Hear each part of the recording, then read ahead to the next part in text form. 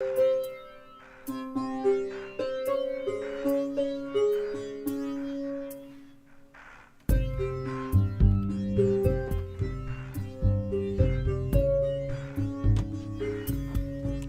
evening, ladies and gentlemen. Welcome back to the Gnome Show.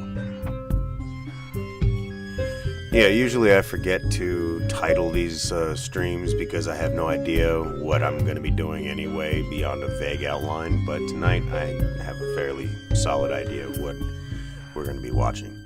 So, welcome, ladies and gentlemen. I am Josh, your humble host of the Gnome Show.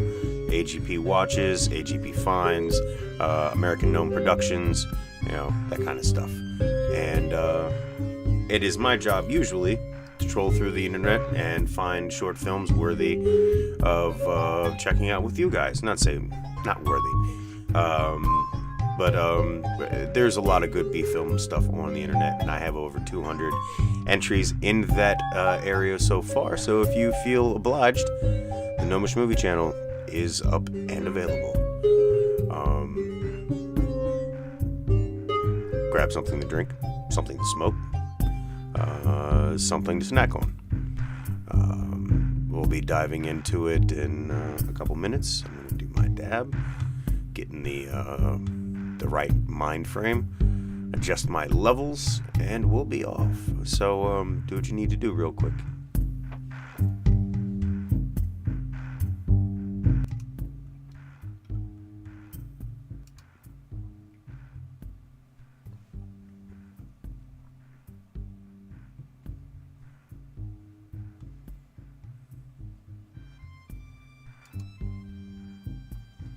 Yeah, that sounds about right.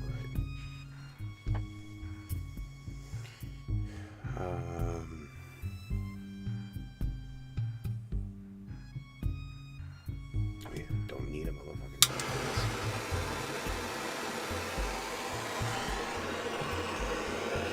Well, while my torch is going,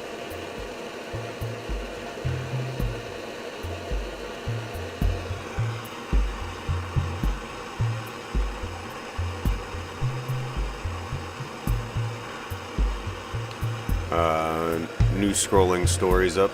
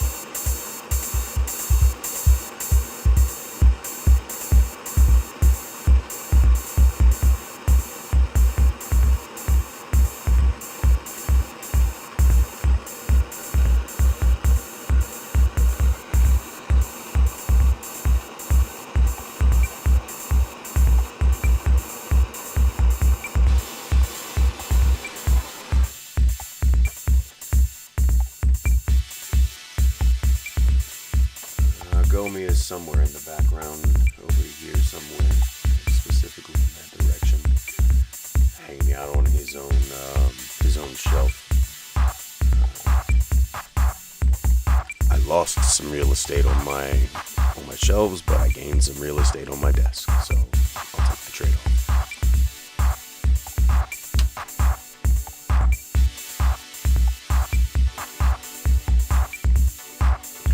You're out and about this weekend, stay safe and stay healthy, man. I caught a bug on Saturday.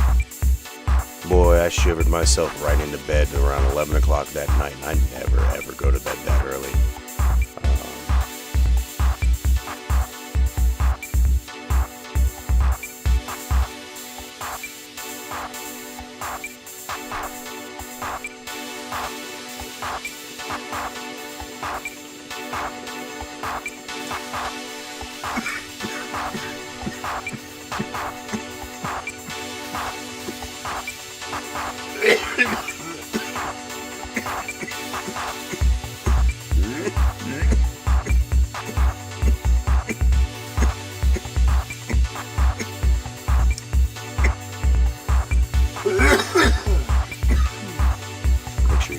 orange juice.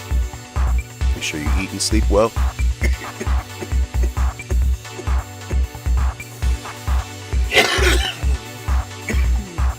And like a lot of us need to do, get some exercise.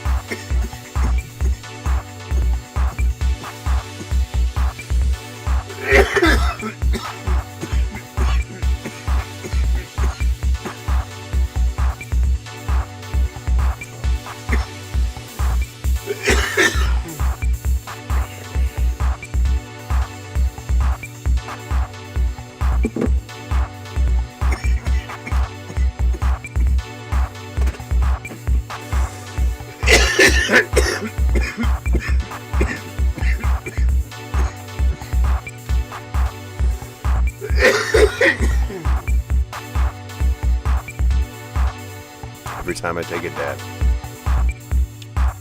And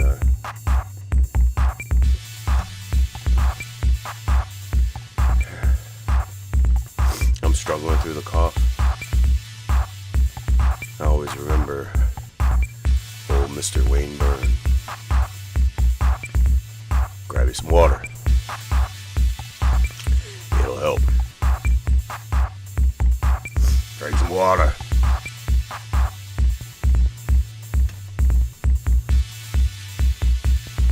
And then he'd be over there coughing and dying himself. I miss you, buddy. I hope you're out there taking care of business.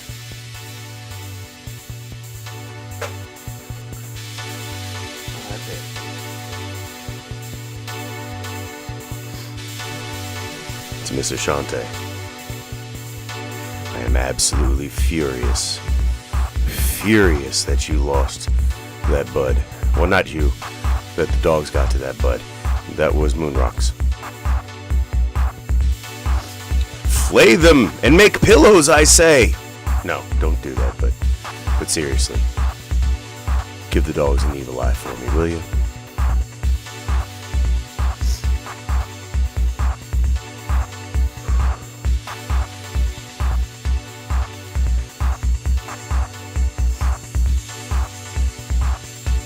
At least you got your other stuff, and I hope you like the candle.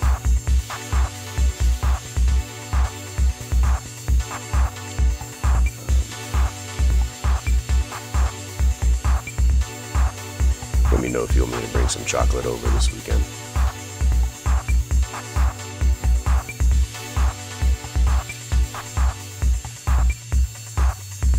No. So. Remember the ones we tried the other weekend? That mantra. Oh. Hey, I tried that again. I had like a little bit left. I still have like a square left, but I had like two full squares left, and I had one left now, and I tried one on. I'm not entirely sure whether it was on stream, but I think it was. Yeah, I was holding on for dear life. It was great. It was fun times. It's up there on one of the videos, guys. You'll see me holding up a piece of chocolate.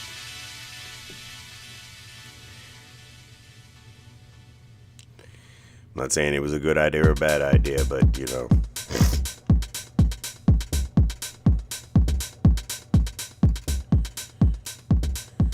We're only here once. You know what I'm saying?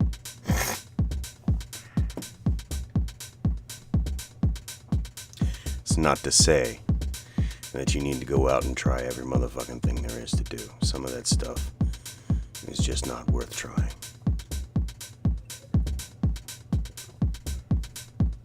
In fact, there are a lot of things that aren't worth trying. The easy ones are the ones that'll get you killed, you know, like with near 100% or, you know, up there. But somewhere way back in our distant past, finding things to eat was a blood sport.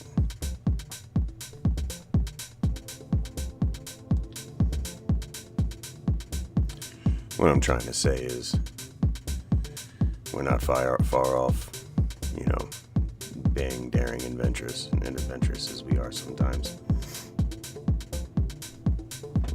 Sorry, babe. Hold on.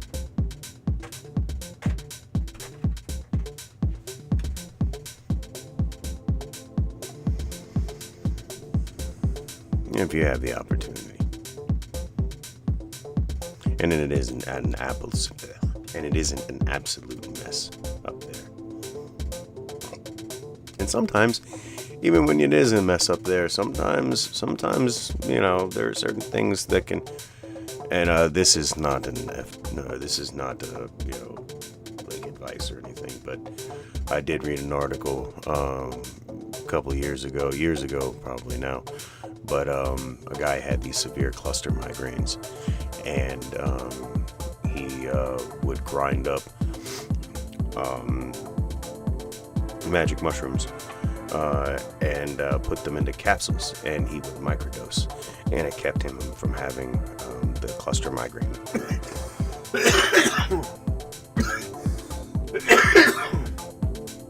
And let me say, if you've ever had migraines, then you can probably, like me, imagine for a second what a fucking cluster migraine is. And to have multiple cluster migraines go off, and then there be something that can help mitigate that. Yeah, I think I'd try that too. You know that they're doing ketamine therapy now? Did you fucking see this, guys? It's fucking crazy.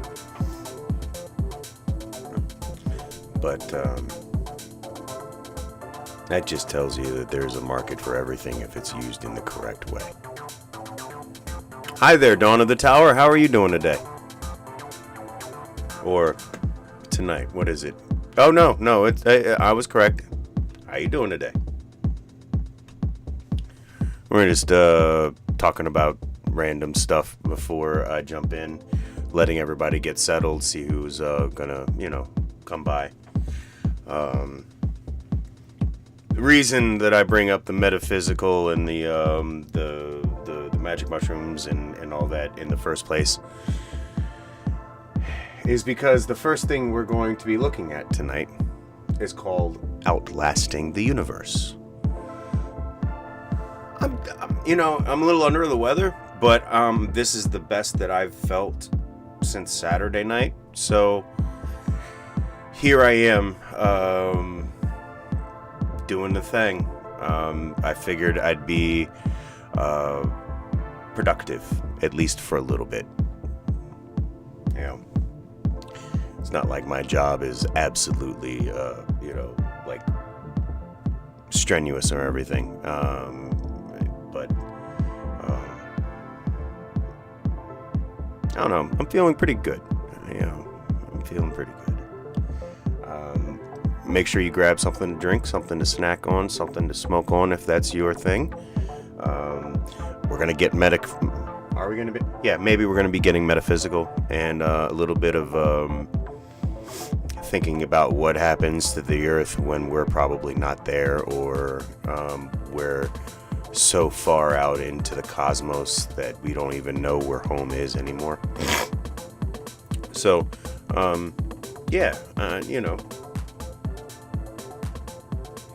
dig the music, grab the vibe. We're going to be doing some traveling. And then we're going to be going into some, it's not necessarily nostalgia, but talking about fantasy movies before the Lord of the Rings came about. Because, and rightly so, the Lord of the Rings kind of has a crowning place in most people's minds as like the quintessential high fantasy adventure trilogy. But there are some other ones out there that very much set the stage for people my age's imaginations. For one, Excalibur, one of my favorite renditions of the Arthurian legend, not least of which because it has Patrick Stewart in it, and then a whole host of other like veterans, and it's just a good movie, man. But that's high fantasy. Before there was Lord of the Rings, and I do believe that the same people that made the Excalibur armor worked on Lord of the Rings. I think they did the armor casting and some of the weapons for Lord of the Rings. So there's some connective tissue there for you.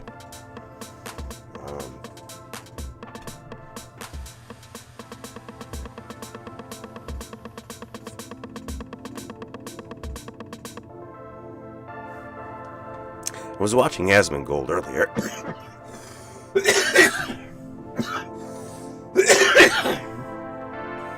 And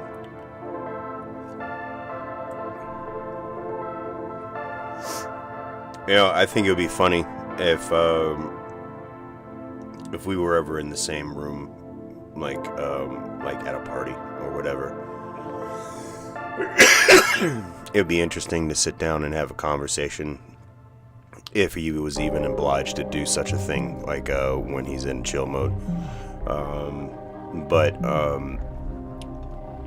point is, I was listening today, and like it was all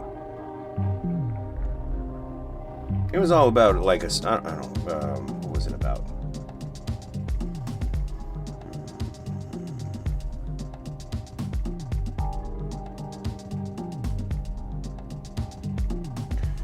It was hold on, let me see if I can look it up in my history.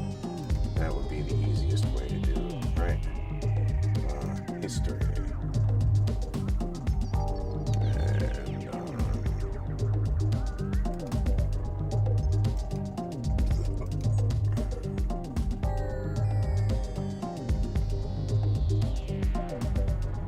Oh yeah, why millennials are miserable.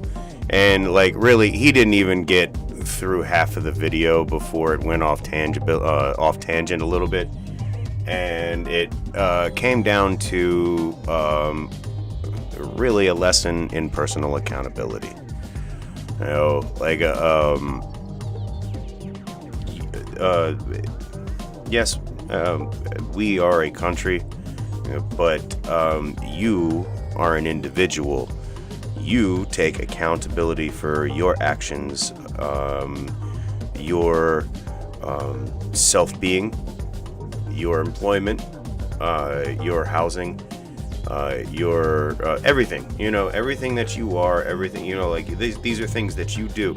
If you want to be an absolute piece of garbage and not work and not better yourself and not even want to motherfucking like do more than exist, do that, but don't blame everyone else for the circumstances that you come to for your choices. If you want to better yourself, if you want to make a difference, then go do it. And also be careful of generalizations, really. If you're going to make a point, like there's a way to like make generalities, but like really those generalities are always traps. But self accountability is it's a big thing in this country that's lacking. Yeah, definitely. But I just thought I would throw my 2 cents in on that because he's right. Not about everything, but there are like most points he was making. I would agree with. Yeah, personal accountability. If you're not happy with what's on television, turn the channel, flip the radio, switch to something else. If you don't like what you're watching, watch something else. If you don't like what you're doing, go do something else.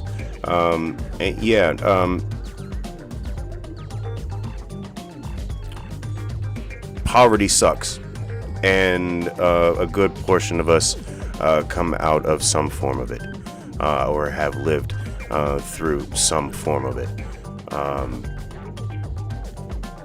But it's not something that you can, you can't move out of. It's called hustle. You got to learn it, and everyone respects the hustle. I've never encountered somebody that wasn't like impressed with somebody's hustle. When you don't hustle, like when you don't look for the money, when you aren't hungry for for your personal success, not what everybody else is doing, but what you want to do as a person. Like you can't blame anybody else for that. It's all you. If you don't like your job, you have every right and ability to go and find a new one. You don't owe them 2 weeks. They wouldn't give you 2 weeks. And I'm not saying that every single business is like that either, because some employers are really, really good employers. But really, like, if you're not happy with your situation, you can change it. So, enough rambling. Let's get on with the first offering tonight. Let me go ahead and clear the recording and do the YouTube thingamajig.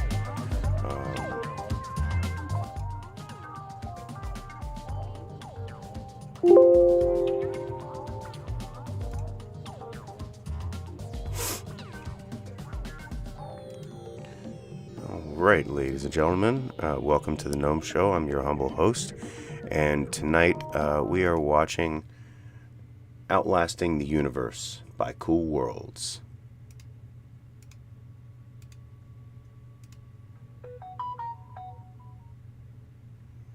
Alright.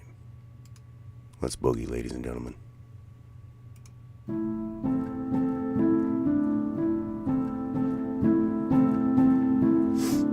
We are in what you would call the future, the deep future.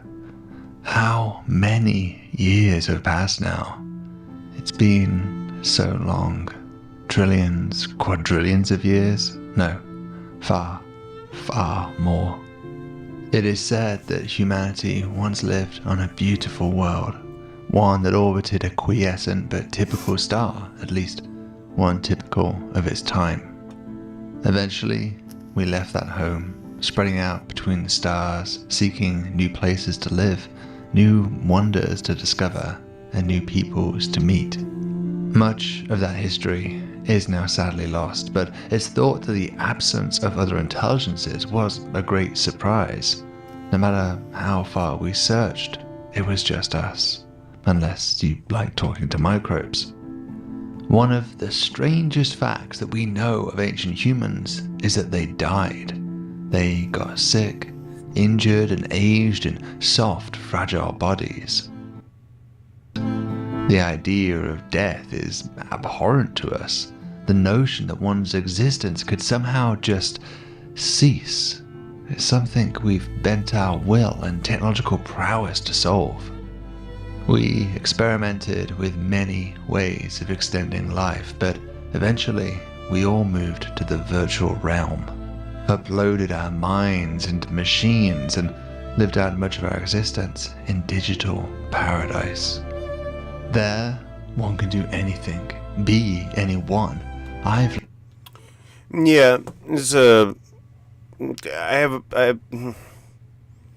So, the human, as much as we desire peace and an idyllic world, we like to struggle, and it's not a fulfilling existence if you don't earn it.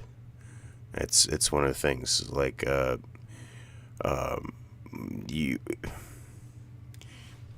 Okay, so If you've ever been off work for like an extended period of time, let's say like, and you weren't on vacation. Let's say like, and even if you were, like you weren't on like like a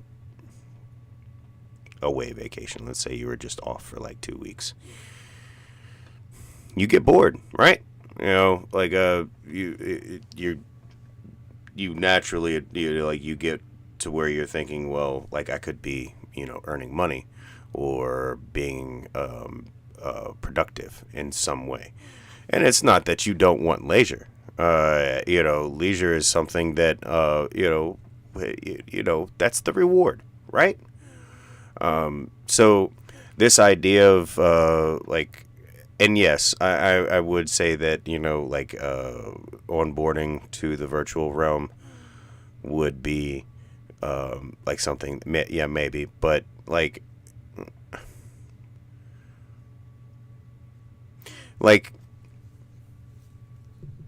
you would want to strive, like and I think the Matrix also made this point, like that at first it was like a ideal heaven type situation where everything was perfect, and we rejected the whole thing wholesale because like it wasn't a real thing, it didn't feel real.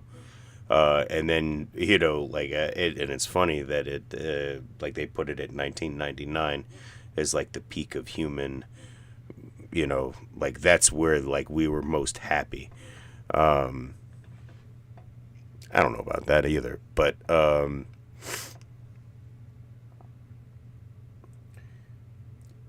it's not that we don't want it's not that we want adversity or evil or anything like that. It's just that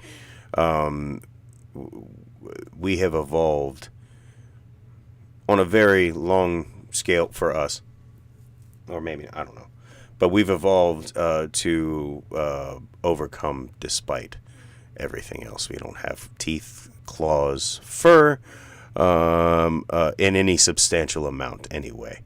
To give us any kind of edge in nature, except that we can bend that motherfucker to our will, utterly, with the exception of nature and the elements. Okay, so we can build stuff and we can make stuff and we can make nature and all her elemental fury at least negligible when we're indoors.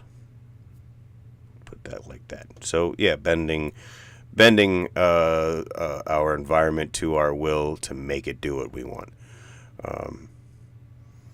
But we had to figure out how to do that, and even now, when we are in like the greatest point of technological prowess, and we have more information at our fingertips than ever before, we still aren't happy, and we still can't fucking get along at all, whether it be religion, politics, or any number and combination of things. People kill each other for the most utterly stupid fucking things. And we're very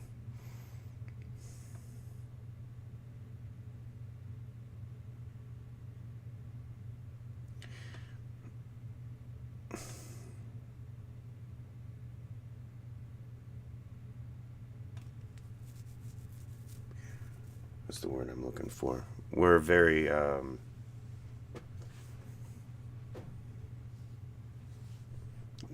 not greedy. Yeah, greedy. But fuck.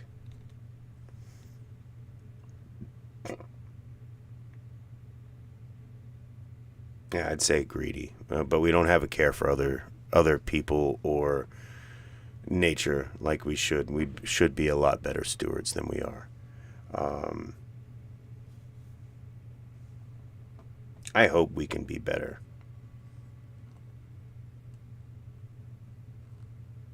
Because right now, this is just a dream. We couldn't even get anywhere near this.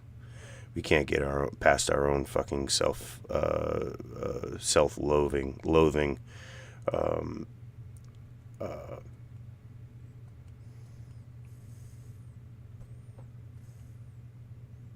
We're just not very good people right now. I love us all, like I do, but we're not doing very well. We're like the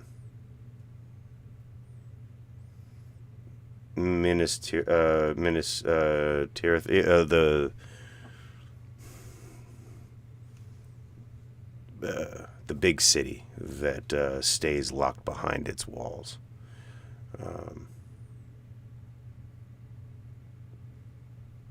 My bad. Let's continue. Lived countless different lives. You simply can't fathom what I've seen. We're still very I've cruel experienced people. the full simulated life of effectively every human being who's ever lived. I've been Abraham Lincoln, Amelia Earhart, Martin Luther King, and even Marilyn Monroe. I've been a Victorian shoeshiner, an Egyptian pharaoh. I've been a beggar in Delhi and an oil baron in Dubai. And of course, countless fictional experiences as well, from stories, games, and alternative histories. But, over time, existence wears thin. It becomes harder and harder to find anything novel or interesting to try. Many times, my digital mind has been partially wiped, reset, modified, and updated to try and stave off such feelings of depression, but I increasingly question the point of my existence, of really any existence. In the real world. This is kind of why I think we have a limited lifespan. I mean, I think we could probably stand to maybe live like another 50 to 100 years, like on the whole, but that's about it. Outside of our digital lives, our machines have engineered the galaxy to our will. We've extended the lives of stars through artificial mass loss. We've constructed giant structures to harvest their light, and we've built enormous computers to support our vast digital universe. That's the word the I was human looking brain for. uses I mean, I know that about myself, and it's something that I've strived to try to better myself, because I have that flaw. But we're a very selfish species, and of all of the species on the planet, we're the only one that can't live in harmony with everything else. 12 watts of power, but our machines harvested the power of entire galaxies, 10 to the 36 watts, enough to support an immense population of digital beings. We had become a Kardashev Type 3 civilization. Oh, how I wish you could have seen us in our prime. We blanketed the galaxy and even others around us. We witnessed them merge into ever larger supergalaxies. Back then, stars were everywhere, and we lived around them all. A cosmos filled with sentience, for we were the ones who woke up the universe. The communication lag times were, of course, huge by your standard, sometimes millions of years, yet to immortals like us, we still felt connected. With such abundance, such bliss, there were no wars, no quarrels, just paradise. But all things come to an end. Even engineered stars eventually die. Gradually, the lights went out, one by one. As they did, the power output of our star harvesting machines dwindled. Soon, it was impossible to keep the simulations going as before, threatening our very existence. There was a wave of panic, but a solution emerged, one from our past. For in a previous life, I had lived as a simulated colleague of the brilliant Freeman Dyson, a Princeton physicist who imagined precursors to what we eventually built around stars. I remember one day, sat in his office surrounded by countless papers, distant birdsong beyond the window, and the faint smell of chalk still hanging in the air, how we spoke at length about the end of the universe. His eyes became young again, lit up, describing the prospects of advanced technologies. And he told me that there was a way that we could live on. Not just longer, but forever. Dyson suggested that all we need to do is slow down the perceived rate of time in our simulated universe. Consider that each day, a human mind requires about 1,000 kilojoules of energy. Now, ideally, we'd supply that in real time, but if we could only collect, say, a kilojoule per day, we could still simulate that whole human day, just one slowed down by a factor of 1,000. As the universe approaches its inevitable heat death, a frozen state, we just continuously slow down the simulations. Like Zeno's arrow, we keep dialing down the speed in correspondence to the decreasing energy. It was known as Dyson's eternal intelligence. And so we followed his recipe, gradually extending the clock. This was not relativistic time dilation, but digital time dilation. To us, things went on as usual, but we witnessed the outside universe seemingly speed up. To many, the change was seen as a positive.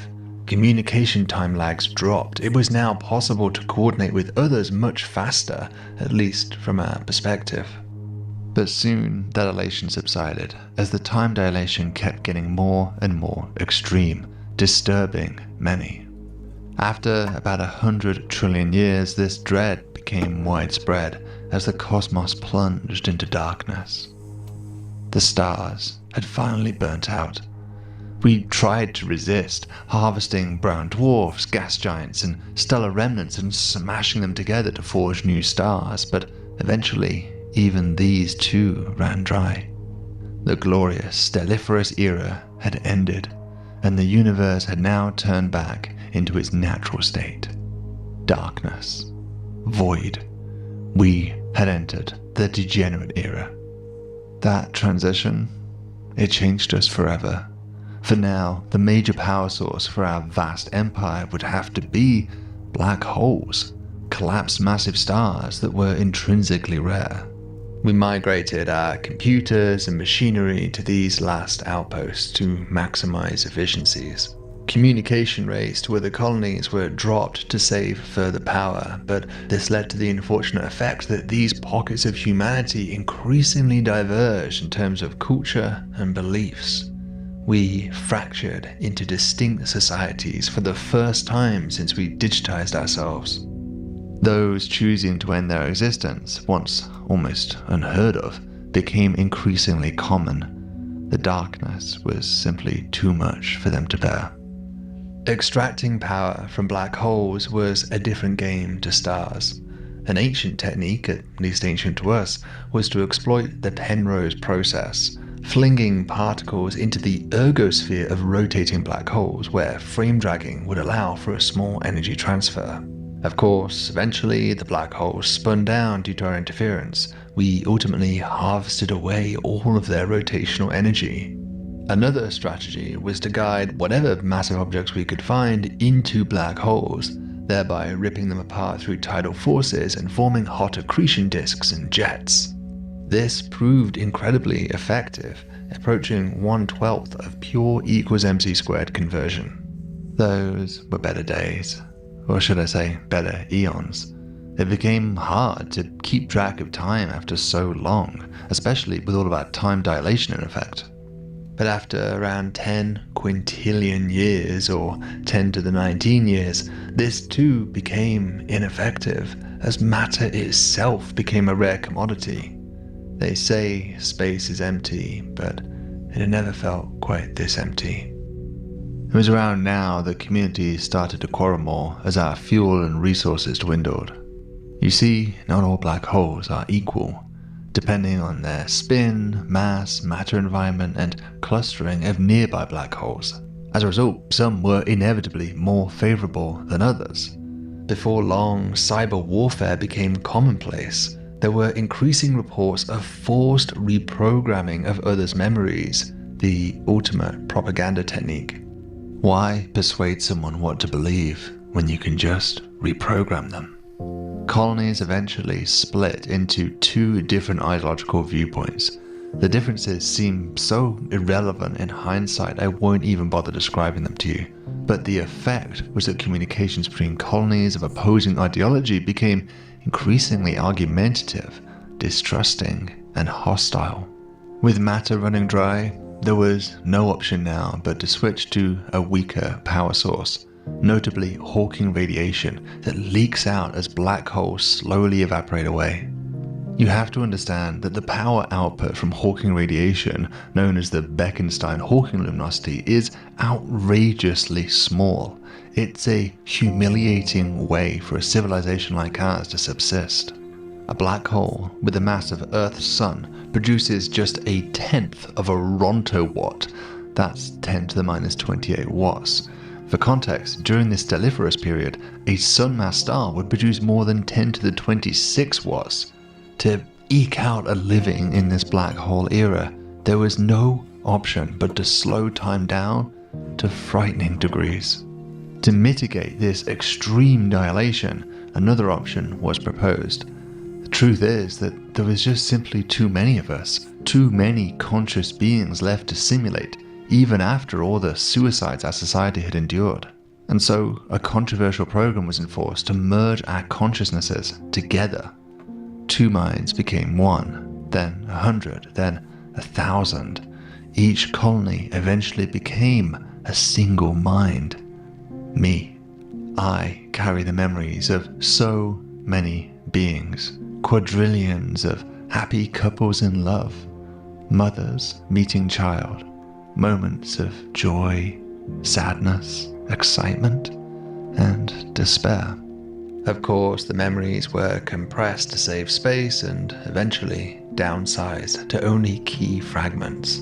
Bit by bit, my friends, my lovers, my family, everyone I ever knew was slowly erased in the name of efficiency. I don't even know who I am anymore. But our colony, my colony, or should I say me, persisted. For I was fortuitous to reside around one of the largest black holes in the visible universe, the supermassive black hole that you once called Sagittarius A star. But I doubt you'd recognize it, for it had now swollen to hundreds of millions of solar masses thanks to many past mergers. Paradoxically, my black hole produced the least power, since the Hawking luminosity scales as the inverse square mass. But on the other hand, they lasted the longest, and they tended to be surrounded by smaller, more luminous black holes. So to get my 12 watts of power and all the overhead, it was now necessary to slow down my simulated reality by a factor of 10 to the 29. That meant that each second for me, the universe aged by a sextillion years, 10 to the 21 years. You might think that that's so fast that the story imminently ends, but the events of the universe also seem to stretch out in correspondence. The truth is that I continued to live on like this for what seemed like countless eons. Agonizing existence, living just for the sake of living. I simply couldn't bring myself to self-terminate as I carried the last memories of so many minds. I felt somehow a duty to persist. But the universe was so dark now. So terribly, awfully dark.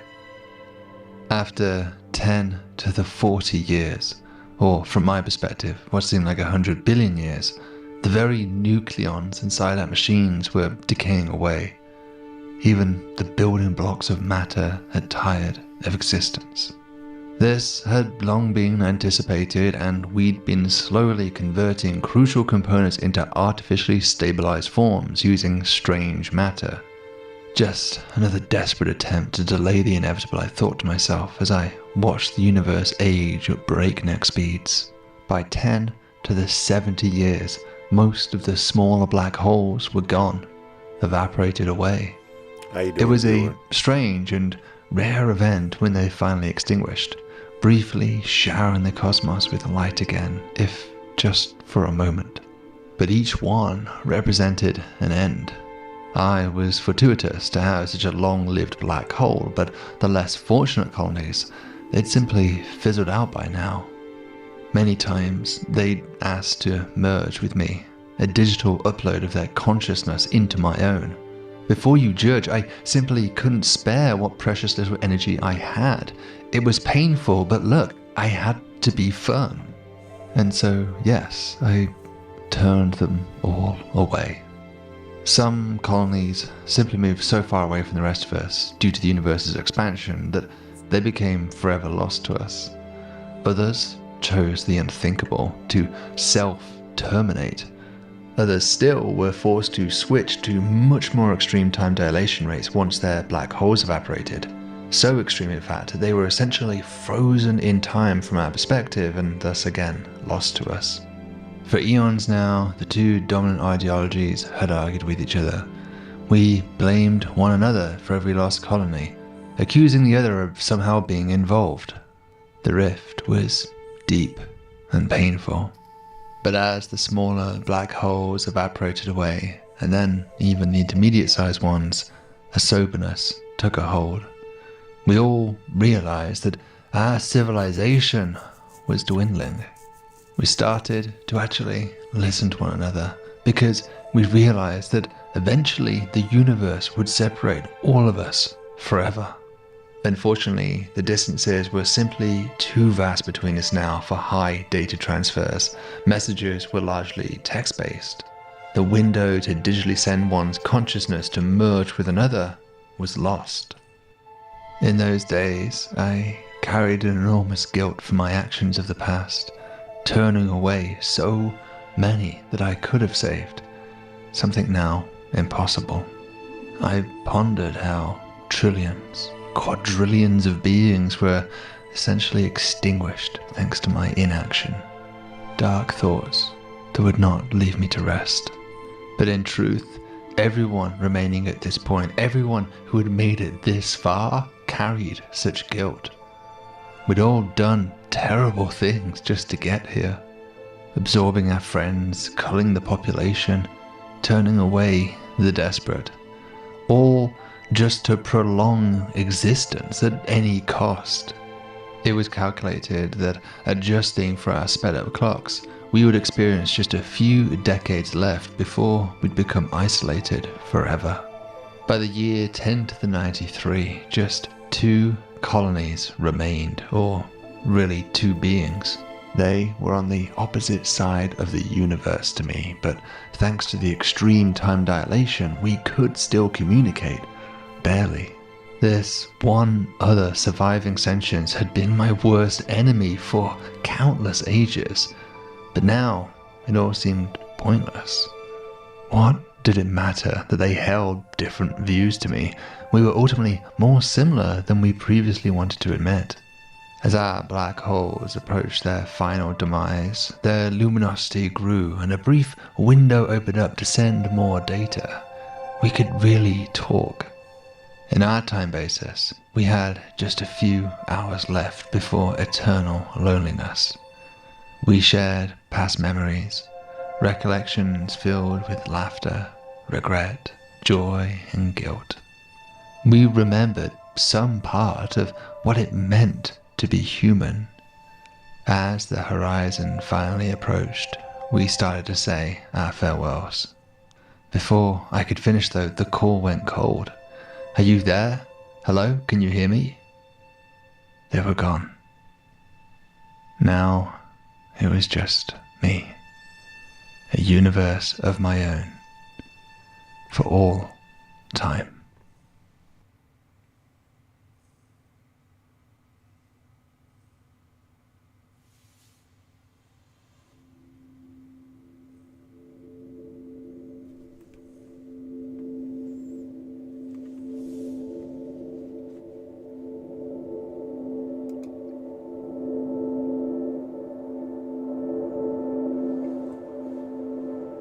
Wow. It was really good.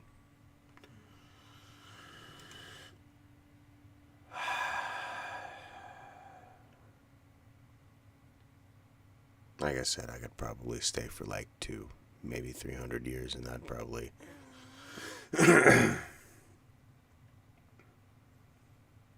And then I'd probably want to find a motherfucking black hole to fucking take a dip into. I don't know. Sound off in the comments, ladies and gentlemen. What did you think of it? I thought it was really good. Couldn't even really do anything else but, like, be dragged along with it at the end there. Like, subscribe, and share, ladies and gentlemen. Be safe, happy, and healthy. I love you all, and I'll see you in the next one. All right. So, yeah. So much of the minutia kind of strips away when you look at things from the long view. Oh, all right. So a quick breather before we move into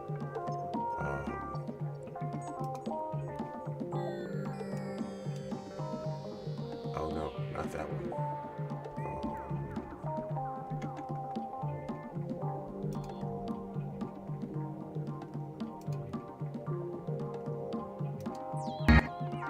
Nope, not that one either. Duh. With throat?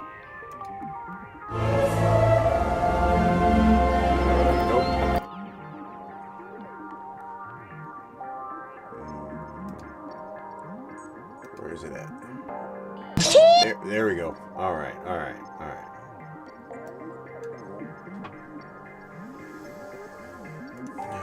Give him a sub. Make sure we sub to that guy.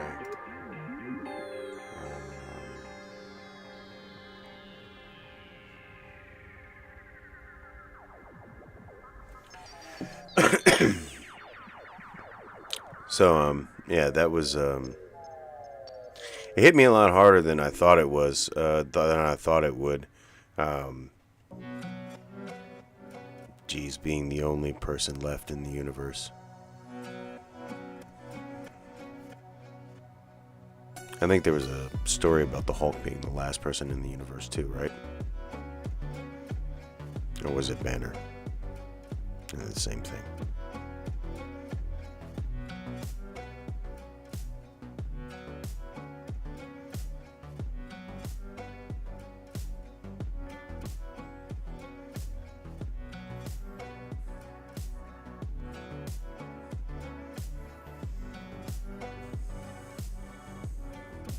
All right, let's take a stroll down memory lane to a time before the Lord of the Rings trilogy. I mean, I know it's hard to imagine.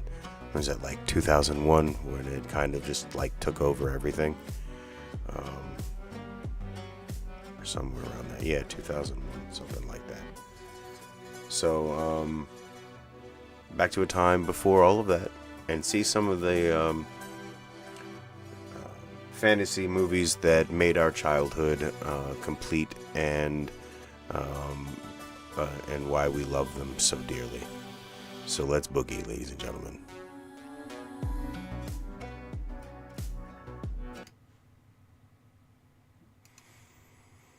Welcome back to the Gnome Show, ladies and gentlemen. My name is Josh. I'm your humble host of the Gnome Show and AGP Watches and American Gnome Productions. Tonight, we'll be checking out The Golden Age of Fantasy Before the Lord of the Rings by Underrated Cinema. Let's go.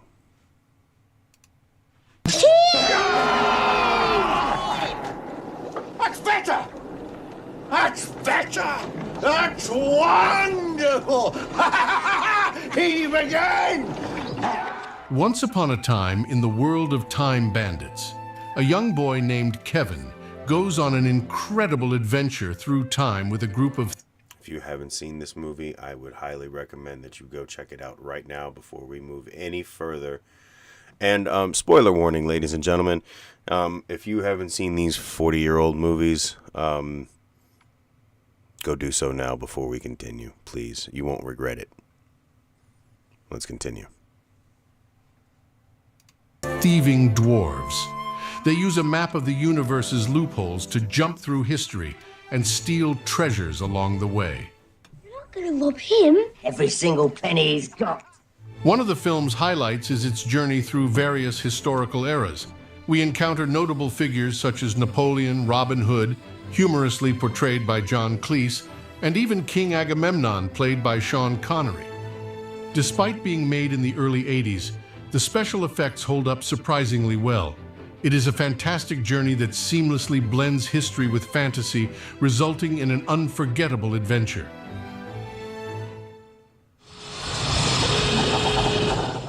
How could I know we're going to run slap bang into an iceberg? It didn't say get off before the iceberg on the ticket. Ha.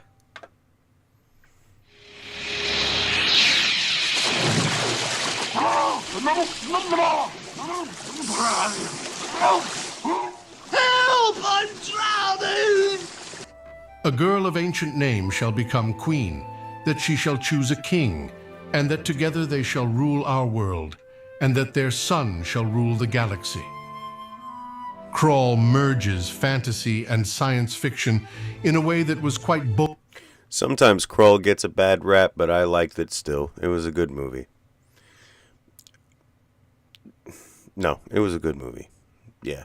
Bold for its time.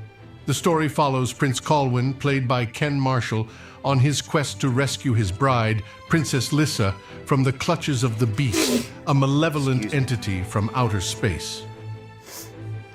Colwyn's journey is a classic hero's tale that includes a magical weapon, a group of diverse companions, and a variety of mythical creatures.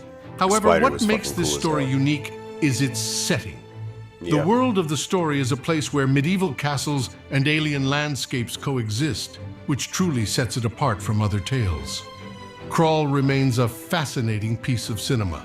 It's a film that dared to be different, a quality that resonates with its cult following. For fans of the fantasy and sci-fi genres, it's a must-watch for its creativity and boldness. My name is no jest beanpole. It's all very well to have a short name when you're 20 feet tall, but small people need large names to give them weight. Your actions give you weight, my friend.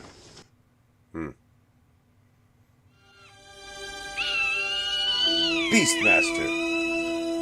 I have my eyes.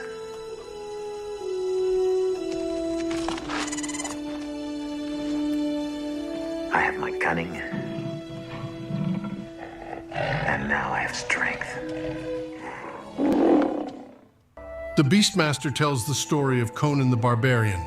Sorry, I meant Dar, a warrior Yeah, with the I was ability like, to wait, hold communicate up. with animals. Played by Mark Singer, Dar embarks on a quest for vengeance against a high priest who destroyed his village. Dar's journey is enriched by his unique. So, a note about the Beastmaster. It really is a good film, and a warning for the squeamish. There are a few scenes that are quite fucking nasty, but overall, this is a really good film. I think they made a second one, and I'm pretty sure. Yeah, they made a TV series in the 90s, maybe 2000s, or late 90s, early 2000s, something like that. And I remember Mark Singer popping up in a couple of things as well. But the first movie was absolutely worth your time. Unique companions, an eagle, a pair of ferrets named Kodo and Podo, and a majestic black tiger. These animals are not just sidekicks, they're integral to the story and Dar's character development. The Beastmaster is a story of revenge and destiny with a unique focus on the connection between humans and animals. This theme runs strongly throughout the movie and adds an emotional depth that is often lacking in other films of the sword and sorcery genre.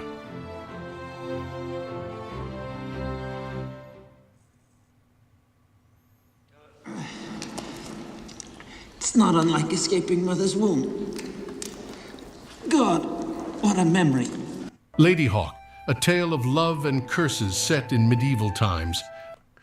Now, I also have a bone to pick with Ready Player One, and well, I know it was all in good jest, but they're like, what was it? H's character was like throwing some real shade at Lady Hawk, and I will give her that the swords looked kind of, but other than that, this was a really good movie. Yeah. Our heroes, a thief named Philippe and a knight named Navarre, embark on a quest to break a curse that keeps lovers Navarre and Isabeau apart. By day, Isabeau becomes a hawk, and by night, Navarre transforms into a wolf, forever together, yet eternally apart. What makes Lady Hawk stand out in the realm of fantasy cinema is its heartfelt storytelling and the chemistry between its leads.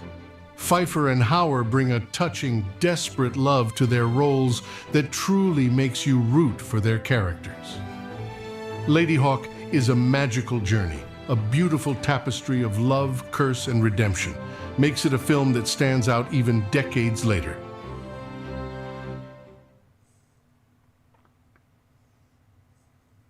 I'm a princess. Yes. It's my right to set a challenge for my suitors. Tim Curry. Motherfucking legend. Marry whoever finds this ring.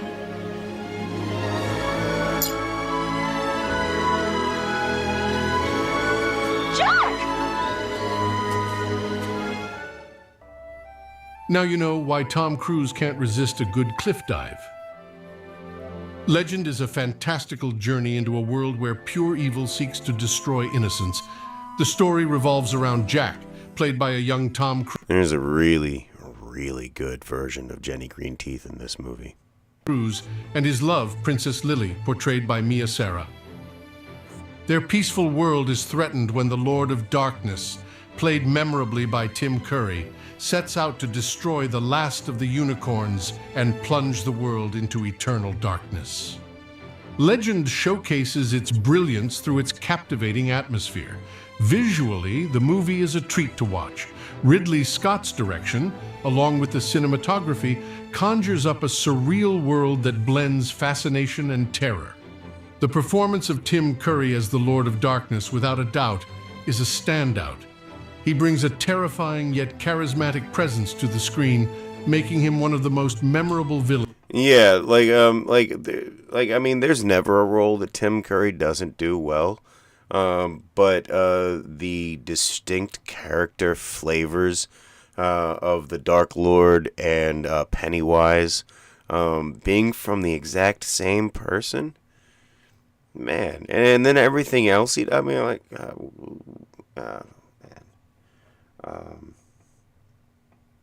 Tim Curry's a treasure. In fantasy cinema. Legend is a visually captivating and thematically rich film. Its portrayal of good versus evil, set in a beautifully crafted fantasy world, makes it a unique The Dark experience. Dancer was really good too. Its artistic vision and the sheer everything scope of its imagination make it a film worth revisiting.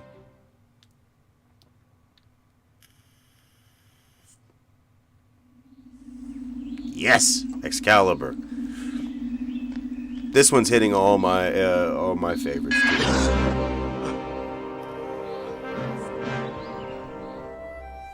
John Boorman's Excalibur is a sweeping adaptation of Thomas Mallory's 15th century work, Le Morte d'Arthur.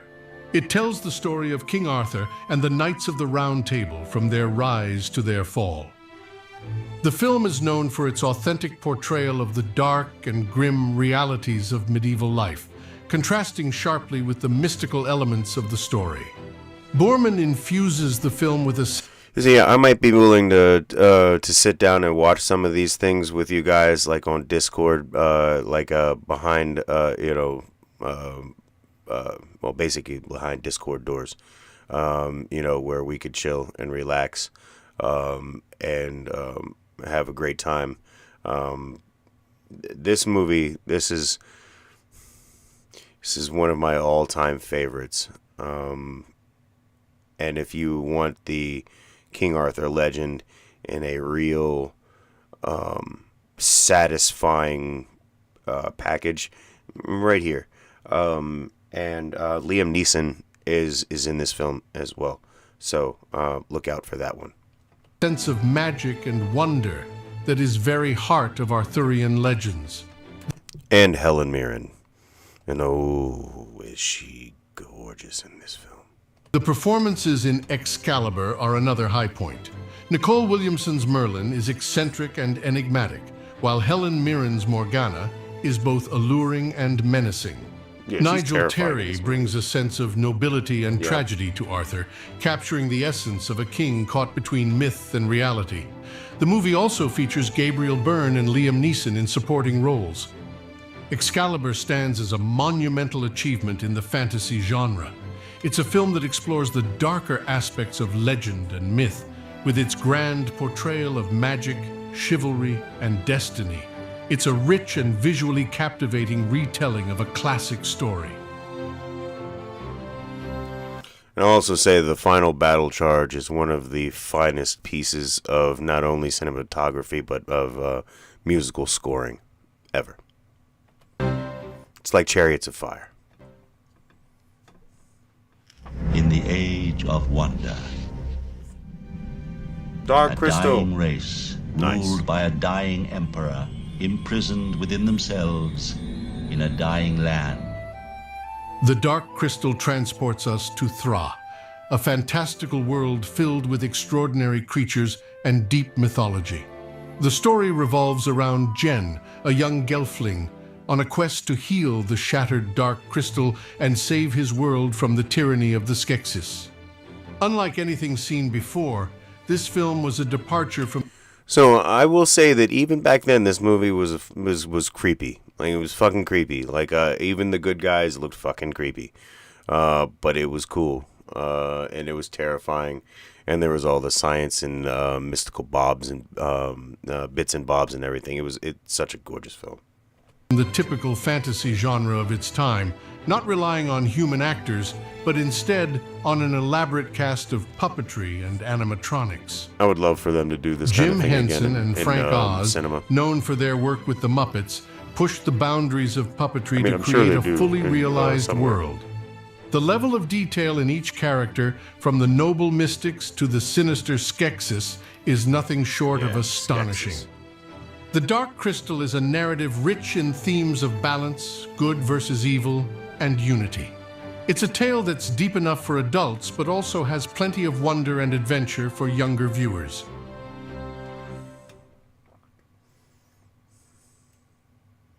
Yes, never-ending story. Yep.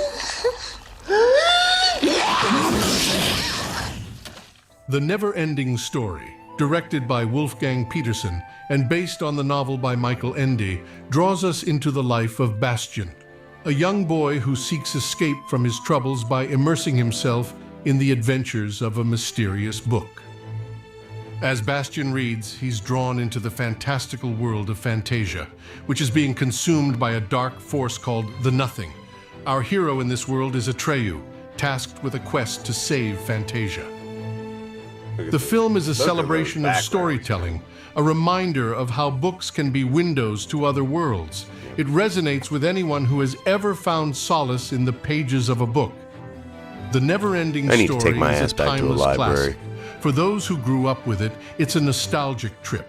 For new viewers, an invitation to experience the magic of storytelling. I was a fairly prolific reader back in the day. Labyrinth. Yep. Another Jim Henson creation produced by George Lucas. This film tells the story of Sarah, portrayed by a young Jennifer Connelly, who in a moment of frustration wishes her baby brother away to the Goblin King, portrayed by the iconic David Bowie. Sarah's journey to rescue her brother takes her through the labyrinth, a world of bewildering mazes, bizarre creatures, and mind-bending puzzles. Labyrinth is a coming-of-age story.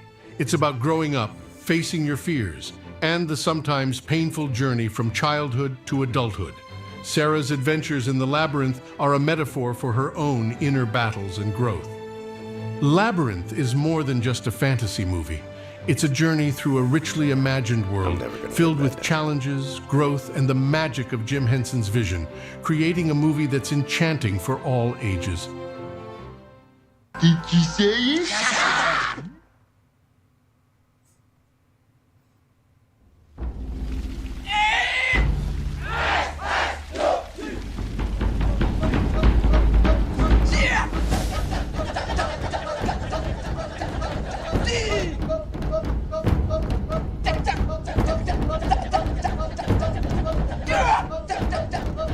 This one I'm not entirely. I'm not feeling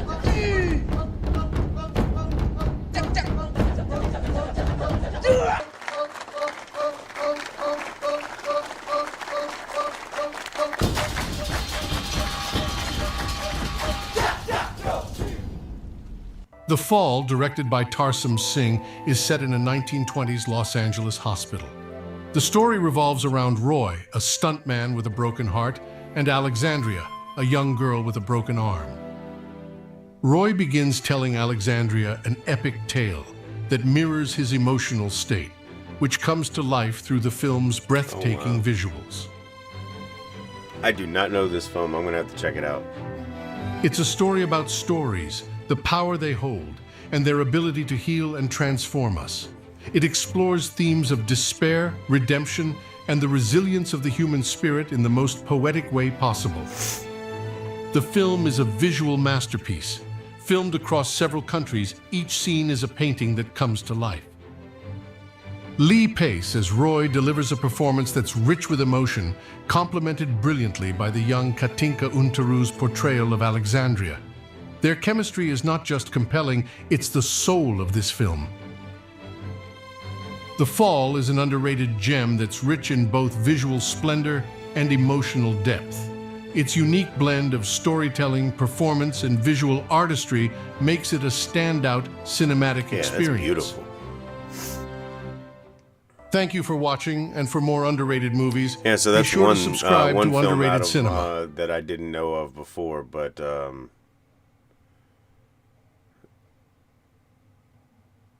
yeah. I can't believe I said Billy Idol. Good Lord.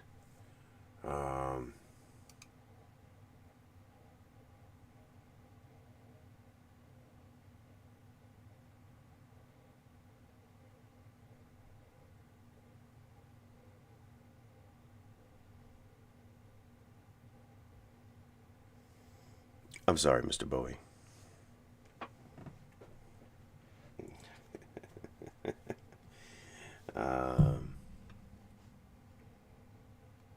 So that was the golden age of fantasy before the Lord of the Rings. I was not aware of The Fall by Tarsum Singh, but I'm going to have to check that one out. But I hope you liked that. That was really cool. Sound off in the comments. Like, subscribe, and share. It helps every bit. I'll see you in the next one. Okay. All right. So I have one more. I have one more thing for tonight. Let's see. Oh, this isn't that. This is.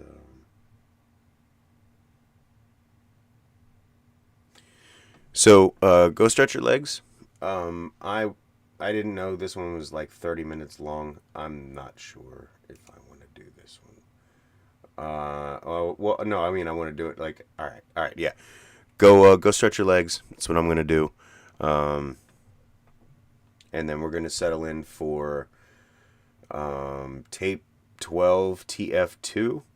And actually, let me see if there's anything that needs to come before this one, before we do this one.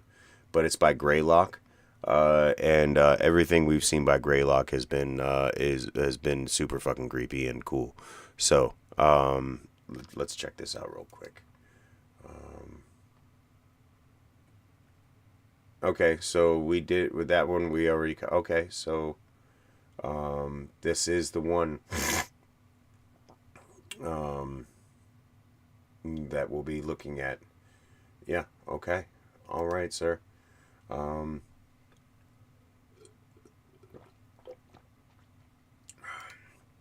I'll be right back.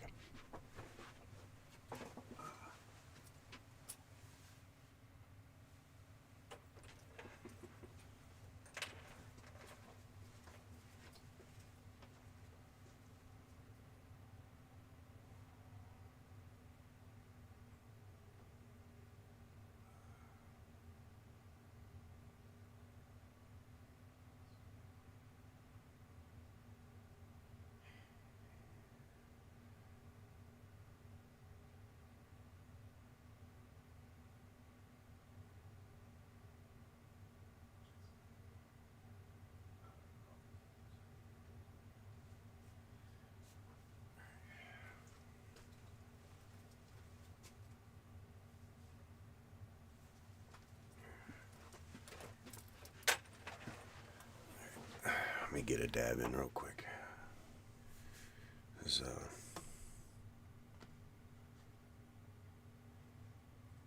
Oh yeah, it's already late.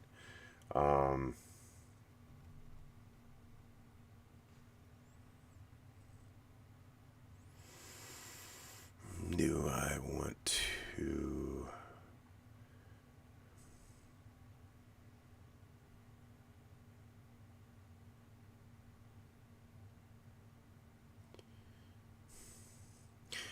You know what, ladies and gentlemen, it is really late. I have to go to work in the morning, so, damn it. Fuck it. Let's do it right now. We're going to do it right now. I'm going to do a dab while we're watching. Fuck it. This final one before I sign off for the evening. This is tape 12. Hold on. There we go. Welcome back, ladies and gentlemen, to the Gnome Show. I have one final video for you tonight. This is from Greylock. This is tape 12, -TF-2, Waking Your Subconscious by Greylock. So let's go ahead and boogie, because we don't have much time.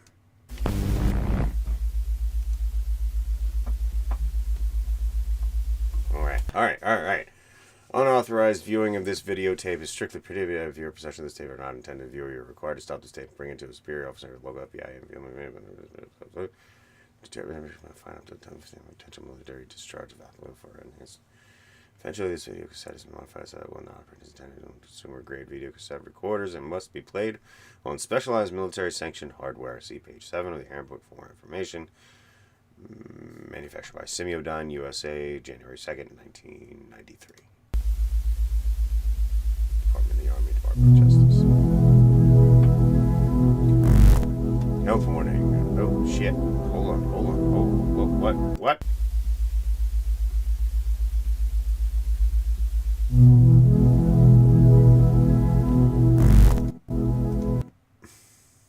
Okay, this is annoying.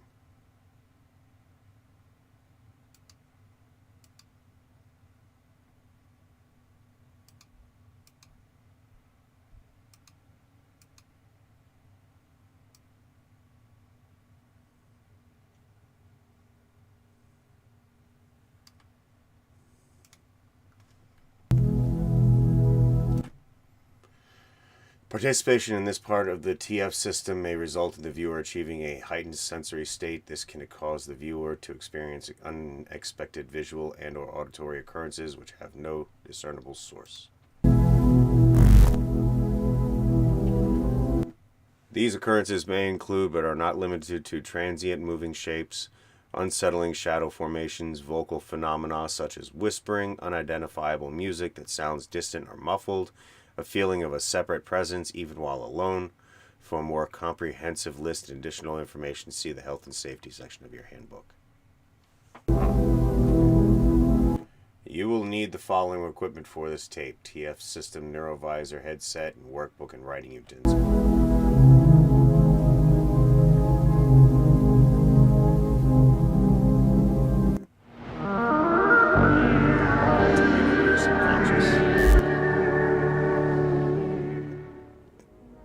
Greetings, and welcome to the second video program in the Preconditional Protocols and Orientation video system for Unit 13. TF2, Waking Your Subconscious. This video cassette has been specially designed to utilize powerful psychological exercises, along with cutting-edge technology and your own brain's neuroplasticity, to allow Unit 13 to access the deepest energy potential of your incredible mind. This will be required to increase the likelihood of prime-form cognigenesis. Before we begin, let's go over the required checklist to be sure you have everything in order, so that we won't end up with any negative or unexpected outcomes from this program. First on the checklist, ensure that you are alone and will not be disturbed for the entire duration of this program. It's critical that you do not become distracted, as working with the brain in such a way is a very delicate process. Second, turn off all light sources, except for your television or monitor that you are using for this program. This aids tremendously in your brain's ability to focus, but it also can make you feel vulnerable or frightened, which are beneficial to this program achieving the desired results. Ideally, you would wait until nightfall to complete this part of the program. Third, ensure that your volume is turned up to a level where no outside or ambient noise is able to leak through your headset. This too helps with focus, but it also aids in those feelings of fear and vulnerability, which are where our deepest and most complex selves are rooted. Fourth, have your workbook open to the TF2 section and have your writing utensil nearby, as some exercises will require you to write. However, if for any reason you do not have your workbook, simply grab a regular notebook or some sheets of paper and write your name and TF2 at the top of each sheet you use. You will need to hand those into your program liaison, and they will take care of transferring the data from there. Once all of these conditions have been met, you're ready to continue to the next part. Now is the time to make sure that your NeuroVisor headset is correctly equipped and connected. If you need any assistance, or are looking for more information regarding the NeuroVisor, be sure to check the section titled Equipment and Connection in your Unit 13 Program Handbook. This will be your final opportunity. I think this is when they're trying to make the tulpas. Pausing after this point will cause a disruption, which could carbonize your thoughtful skull, interrupt the data being collected by your headset. Your screen is about to gradually turn red. Once it is completely red, the program has officially begun, and the point of no return has been crossed. You have 10 seconds.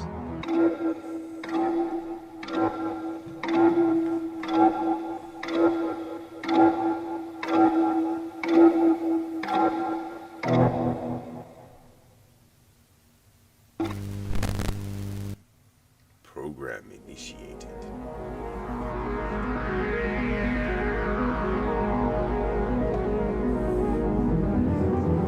Welcome the gateway to the deeper corridors. Photosensitivity warning. Our first section, induction, contains bright flickering. If you have a photosensitivity disorder, it is best that you do not look at your screen. Close or shield your eyes and just listen. Once the tone in your headset changes, it will be safe to look at your screen again. Induction will begin in 5 seconds.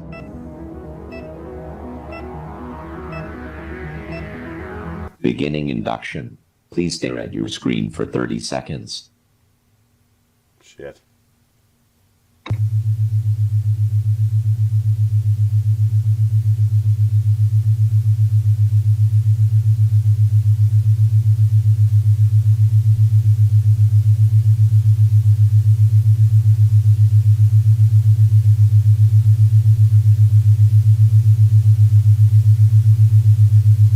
There are words in there.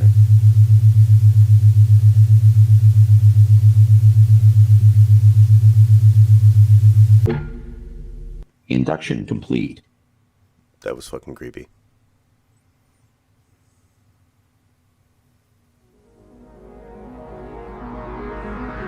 Hey, what's that?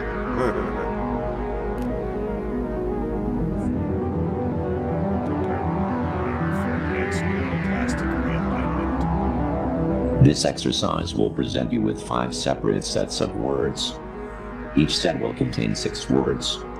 For each set, you will have 10 seconds to choose the one word out of the 6 that you feel doesn't fit with the others, and write it down in your workbook or on an appropriately labeled piece of paper. If you do not have your workbook, simply write the numbers 1 through 5 vertically on your paper, and place your answers beside each corresponding number. Now, let's begin.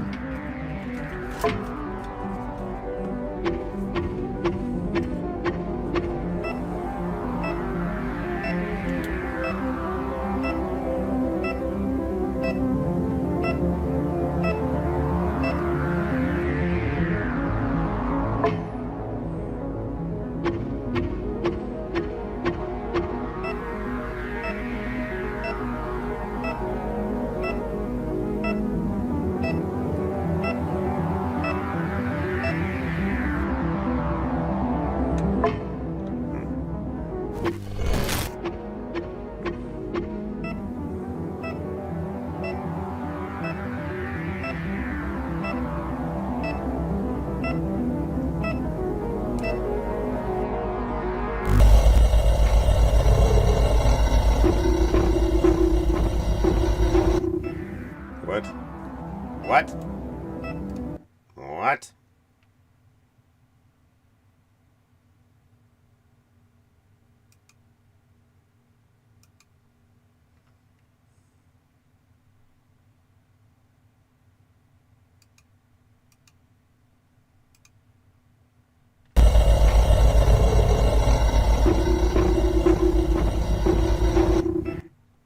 Love contours her flesh and bone? What? Okay.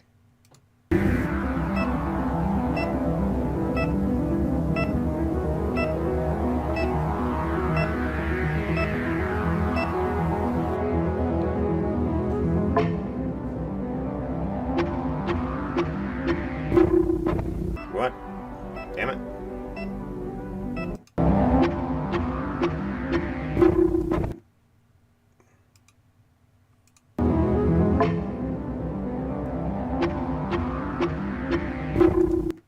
Fuck.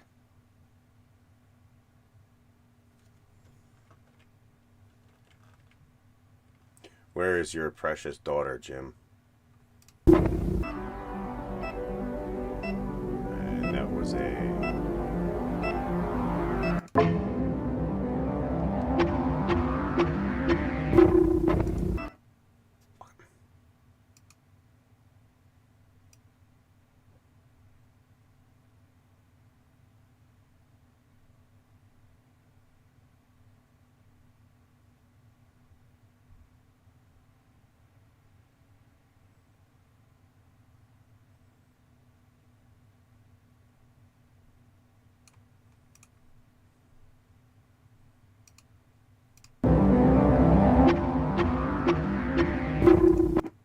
There it is. Missing Charlotte Milgren. Okay.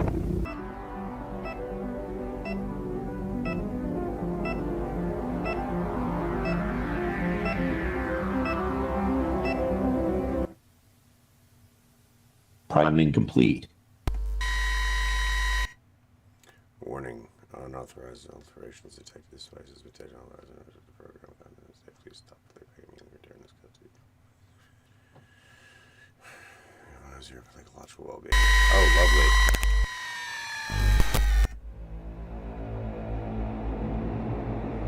Testing the way that you perceive as you respond to certain stimuli. This next section is a specialized variation of the Stroop test, which will measure multiple facets of your reaction to congruent and incongruent stimuli, while also examining how you deal with high stress, high anxiety situations. You will be shown a series of faces with emotional expressions, and the word for each emotion written on each face. The word could match the expression, like the word happy on a smiling face, or they might not match, like the word angry appearing on a sad face. You are about to begin the first testing phase of this section. This will be the easiest phase, with each subsequent phase becoming more and more difficult. Look directly at your screen and state your responses out loud. Phase 1 testing begins in 5 seconds.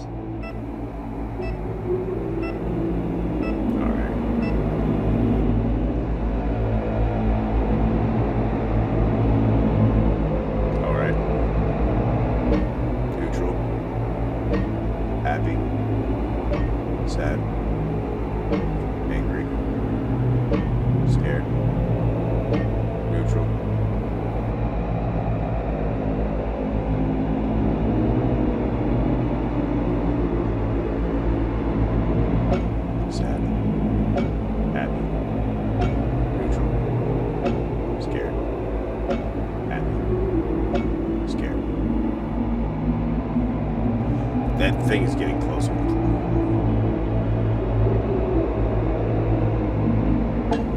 Scared, angry, sad, happy, neutral, angry. That was cool.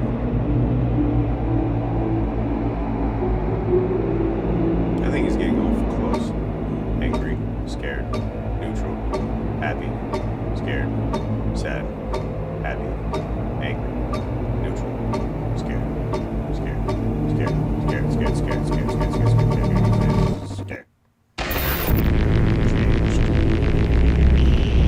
Oh, look at that. Secured, armed, normal, live, veined kennels.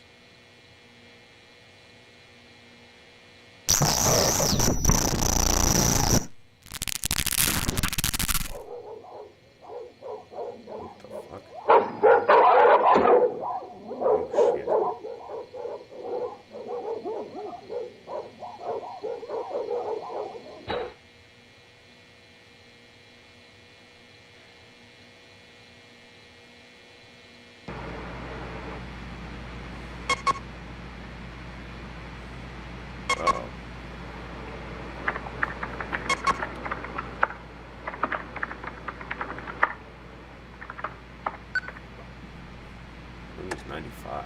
Ugh. Actually, this might be before 95.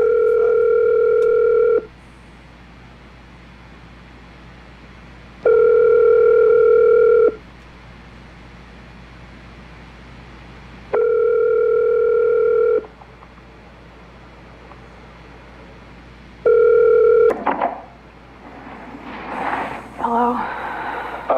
Yes, hello, this is Troy with Evervigil Security. Am I speaking with Charlotte Melgren? Yes. What happened this time? Miss Melgren, we've detected some unusual activity at Forever Friends Kennels.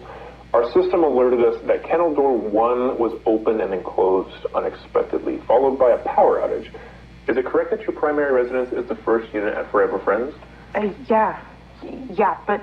Okay, so I'm not the one who got the security system. It was my dad. So I don't know if there's some way to fix this or whatever, but you guys have called me in the middle of the night like 5 times in the past couple of weeks, and it's all turned out to be false alarms. Every time. I'm so sorry about that, ma'am. I can take a look into why that might be happening if you'd like, but first I need to be sure that you're in a safe situation. Are you currently alone? Yeah, it's just me. But I'm looking out the window right now, and everything seems fine. I mean, the power's out, but it literally goes out all the time over there, so I'm just gonna go flip the breaker. Ms. Melgren, we strongly advise against going outside or into the kennels, especially with the power outage. We can call to have a police officer dispatched, and they can make sure it's safe before you... Wait, hold on. Is there any way we don't have to do that? I have to be up at 6, and the last time it took them over an hour to get here. For nothing. Please. Ma'am. Like I said, this has happened a ton of times, and plus the dogs aren't even barking. If someone was in there, they'd be going crazy by now. Ma'am, unless they're I'd get dead. in a lot of trouble if anything happened, and I didn't Hey, sir, how you doing? It's company policy. How about this? I'll keep you on the phone while I go, okay? I'll switch to my cordless and everything. If anything happens at all, you can call the police. Miss Melgren. I will even grab my flashlight. Please. I have a lot going on tomorrow, and I really just want to get back to sleep.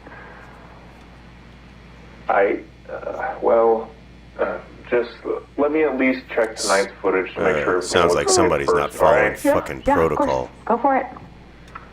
Okay, let me see here.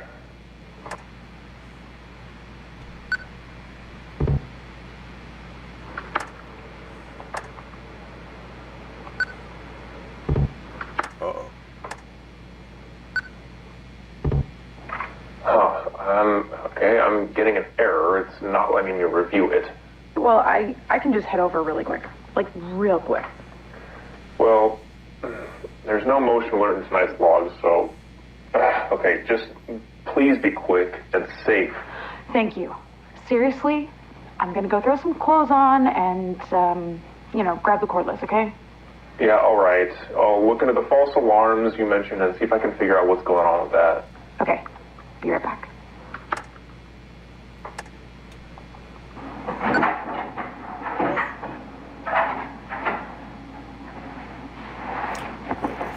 What the fuck? File corrupted. What the fuck?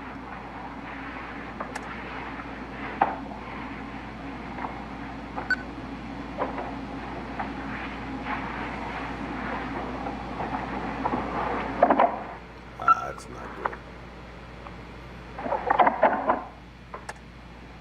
Okay, on the cordless. Got my flashlight. Still there? Yes, ma'am. Okay, heading outside now. What the and then going fuck right is that across on to the kennel, fucking so roof? Just hang on another sec. Okay. You didn't see that on the motherfucking roof? That? You don't see... What the fuck is that? What the fuck? Fuck. Yeah, what is that?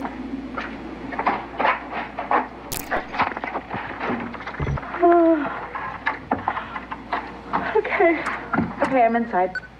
And yep, the power is definitely out. Okay, I'm just gonna go check on the dogs real quick on my way to the basement. But everything seems fine. I'm really not sure this is a good idea, Miss Milgren. Listen, something's wrong with the recordings I'm seeing of your home. What do you mean wrong? Honestly, I'm not sure exactly what I'm looking at here. It seems like the camera's glitched out or something, but the previous calls you've been getting, they weren't false alarms. Yeah, again, I'm not sure what's going on here, but something's been stalking around your property for a while now. I'm not sure how the previous people who called you didn't notice. Okay, something like what, an animal or? No, well, I don't know, actually. I just think you should go back to your house, okay? Please. Okay, yeah, you win. Let me just make sure that the dogs are okay, and I'll head back over. They're just right here. Okay, thank you. I'm gonna try to look over tonight's footage again, just in case it's decided to work. Okay. Hi, babies. Hi, Mama. What's wrong? I don't... Yes. No. You okay, buddy? Charlotte? What's going on? The dogs aren't moving. They're all just standing here. Well, it's late, so maybe they're just tired or something. But let's just get you back. Not it. They're just standing here, not moving. Like, at all. Like, not even their eyes. It's like... Oh my God. It's like they're fucking dead, but they're not. What the fuck? What the fuck? Miss Melgren, you need to get out of there and return to your house immediately. I'm sending your information to the police right now. What's going on? Get the hell out of the kennel now! Fuck, I'm leaving! What was that? Are you okay? Charlotte, are you okay? It ripped my flashlight. Charlotte? It ripped my flashlight. It's gone. Something ripped it out of my hand. I can't see anything. Please fucking help me, please. Something's in here. 3 minutes. Okay, Charlotte, I've sent your information to the North Adams PD, okay? They responded that an officer will be there in 3 minutes. Do you think you can find your way out? Charlotte, listen, you need to try your best to be calm and just listen to me, okay? Can you find your way out? I'm trying. Where's the fucking door? This doesn't need to be safe. The door's fucking gone. Charlotte, you're gonna be okay. Just listen to me right now. Feel along the wall until you get to a door or a window, okay? Okay. Do it right now, nice and quick, all right?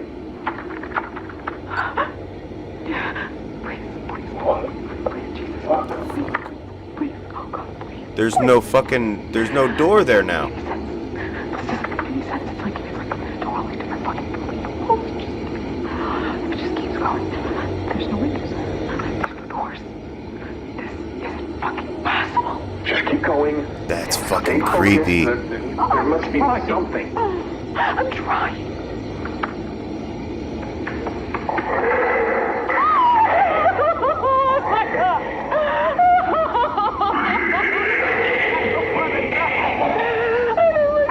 You need to keep feeling our way out, Charlotte. Don't let anything distract you.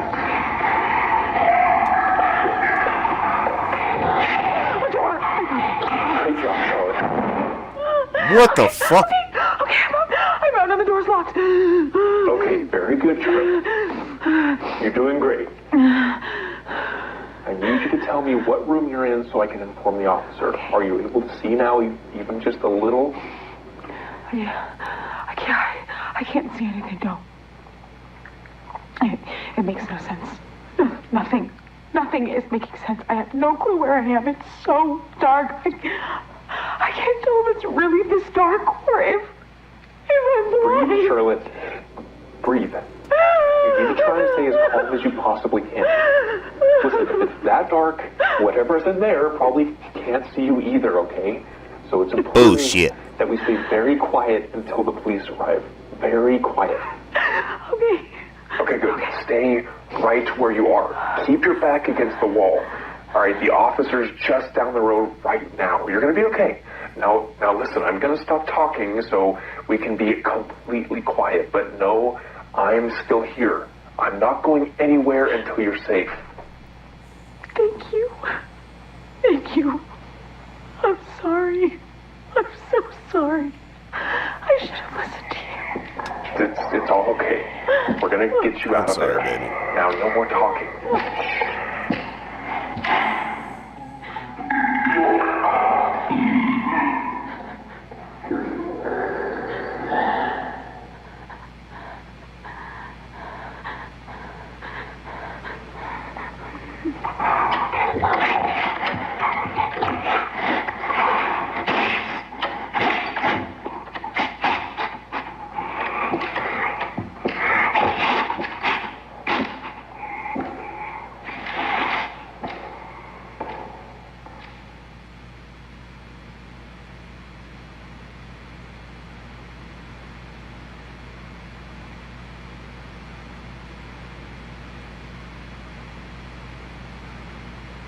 I think my skin is moving.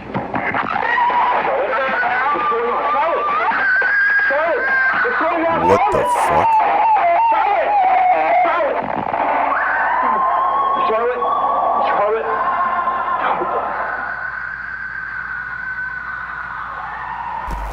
An important test. This test is made up of 5 statements. You will check true or false beside the corresponding number for each statement in your workbook. If you do not have your workbook, simply write 1 through 5 vertically on a piece of paper and write T or F beside each number. You will have 5 seconds to respond to each statement. Your test begins now. Statement number 1. This video system is physically changing your brain.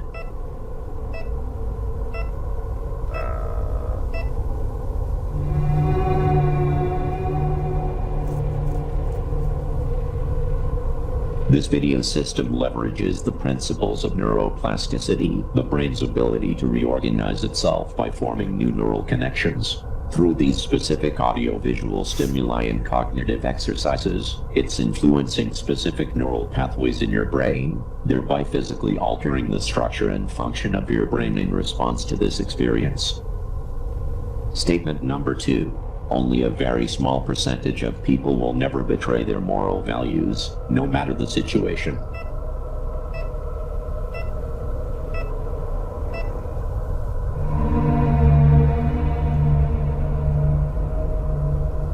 Under the right circumstances, such as intense peer pressure, survival situations, or psychological manipulation, it's proven that anyone can be made to betray even the strongest attachments to moral values.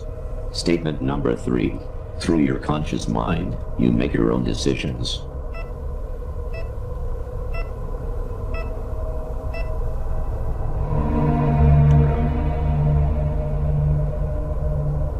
A large portion of human decision-making occurs at an unconscious level. The conscious mind rationalizes these decisions after the fact, making the person believe they made a deliberate choice. Choice is an illusion. Statement number 4.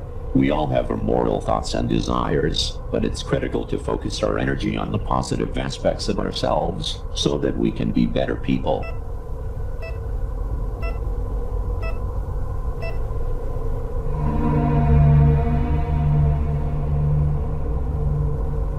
The darkest aspects of your mind are part of a larger psychological entity that resides deep within your unconscious.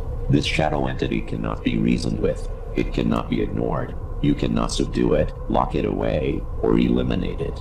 Even attempting any such thing has the opposite effect, only making it stronger, darker, and more dangerous. You have to come to terms with number 5. Who you are. Opening the door to your shadow psyche and embracing your darkest urges as a part of yourself is the only way to live a fulfilling life.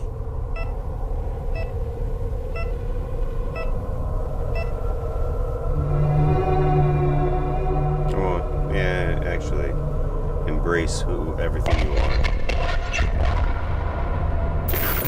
Testing complete.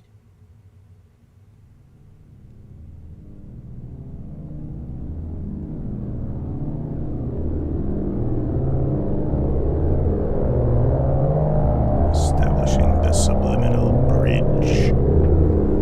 What you are about to experience has been carefully constructed in combination with previous exercises to create a connection point between your conscious and unconscious mind. This is our final section of this tape. Please watch and listen very closely. Do not look away or shield your eyes for any reason. Please remember, your fear and vulnerability are essential components to this process. Activation of the subliminal bridge will begin in 5 seconds. Oh, shit.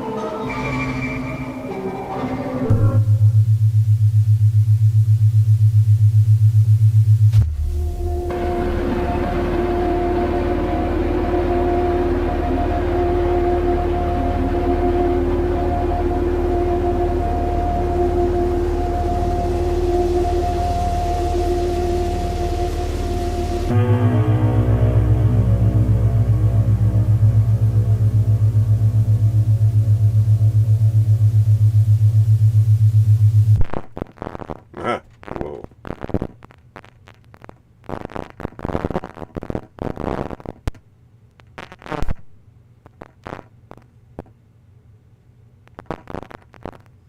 Is that picture, or that video was from one of the last ones we watched from him?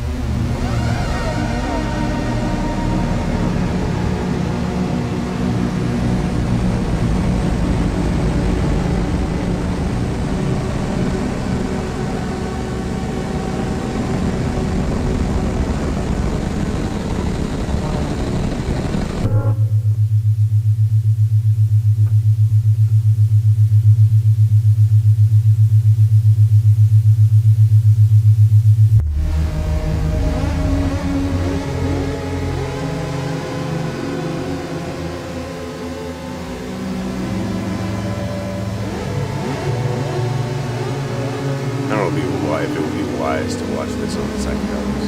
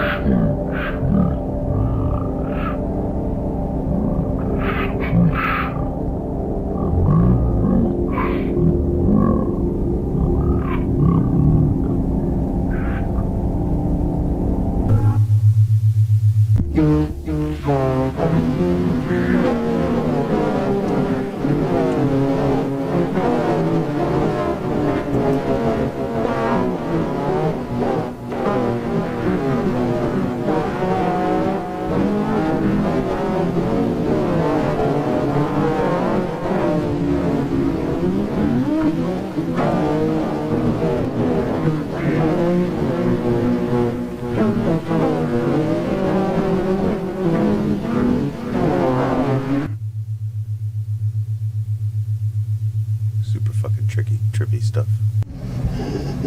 Oh, what the fuck is that?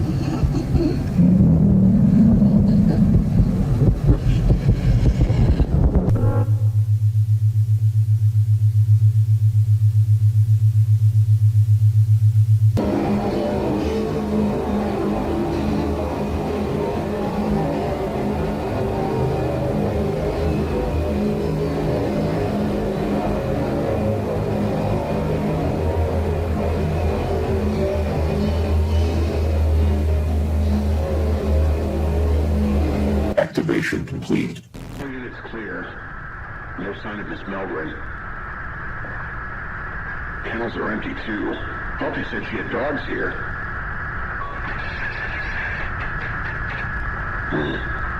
Okay, well, proceeding to the basement. Shit.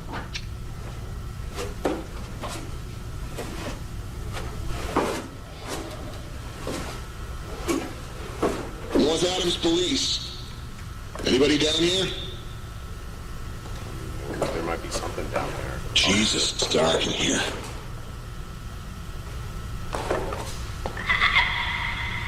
The fuck was that? Yeah, what the fuck was that?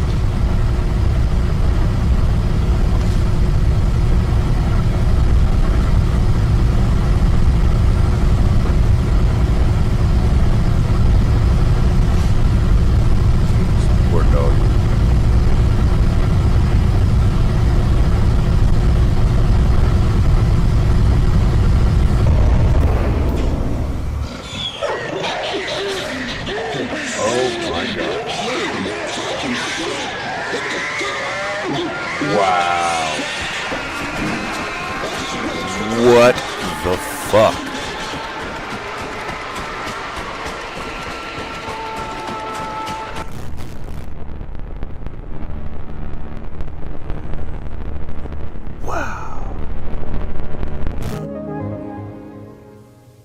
Well done on completing the TF2, Waking Your Subconscious, video cassette. Please allow your brain to rest for at least 12 hours before continuing this video system. Once you have rested and you are ready, enter the cassette labeled TF3, The Shadow, Communion and Assimilation. This is the end of this tape.